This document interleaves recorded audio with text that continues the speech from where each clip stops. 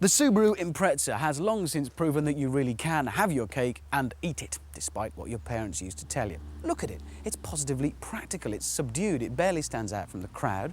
It's got 4 doors. You can fit the kids in the back. There's a lockable boot at the very back to keep your valuables safe. It also has an irritating habit, certainly from the viewpoint of other manufacturers, of consistently coming first year in, year out in a certain well-known survey that looks at reliability. Subaru Imprezas really don't break down. Neither did they break the bank. At about 23 grand for this one, that's what, posh rep car money really. And for that, what do you get? Well, aside from all that practicality, it also has nestling under this bonnet, well, there's a few hints with all these holes and scoops on here. There is a flat 4 configuration, 2-litre boxer engine, turboed, putting out a nudges over 200 brake horsepower. That in turn is linked to a permanent all-wheel drive system developed from their enormous rallying success, at which they win year in, year out all over the world. It is an absolute storm to drive. But even that isn't enough for everyone.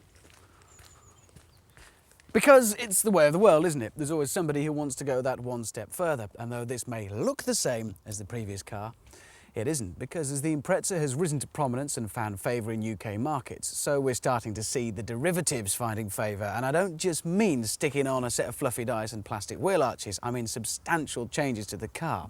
Look in any motoring related magazines and you'll see the kind of stuff I'm talking about.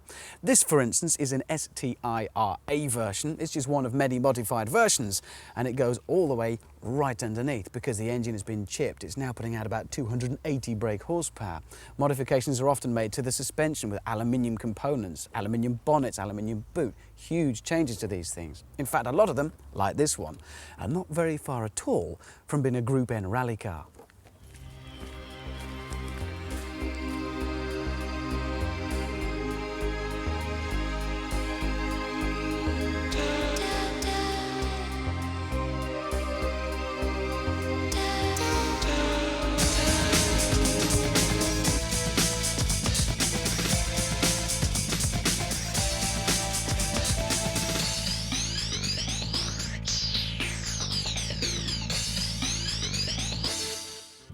Do not expect to climb on board a Subaru Impreza and be dazzled by the vibrant interior, because it ain't. It's very, very bland. It's as exciting as pulling on a pair of crinkling slacks.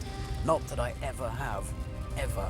However, as soon as you pull away, things get a little bit more interesting. That flat 4 boxer configuration engine has got a beautiful soft burbling note at idle. As soon as you pull away and give it a bit, it starts to sound fantastic with a really satisfying roar and plenty of power. But the overwhelming impression is one of control of that power because of the extreme capability of the all-wheel drive system and the torque of the engine. It feels very nimble, it feels very small, everything feels within your reach.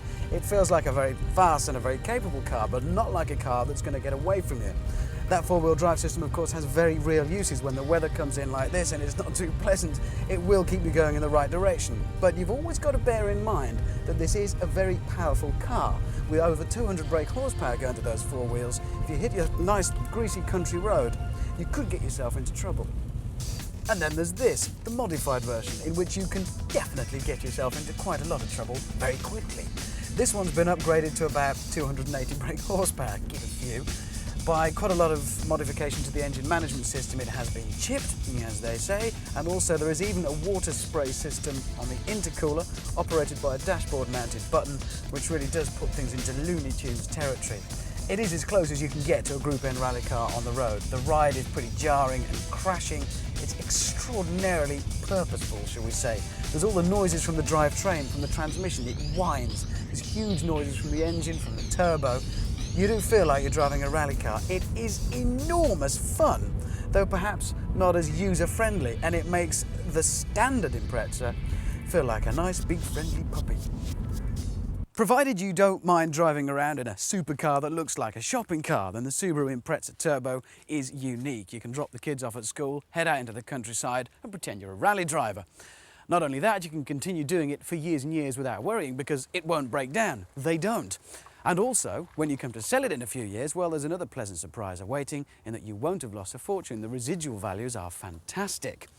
Somewhat less compromised and less easy to use every day then is this, in this instance the STi RA, really representing any modified Subaru Impreza. And it kind of gets away from the idea of practicality with performance to concentrate on just the performance, to give you a breathtaking drive. Ultimately, it's got to be a case of horses for courses. Or you could say, if this one says you can have your cake and eat it, this one says you can keep your cake and stick it.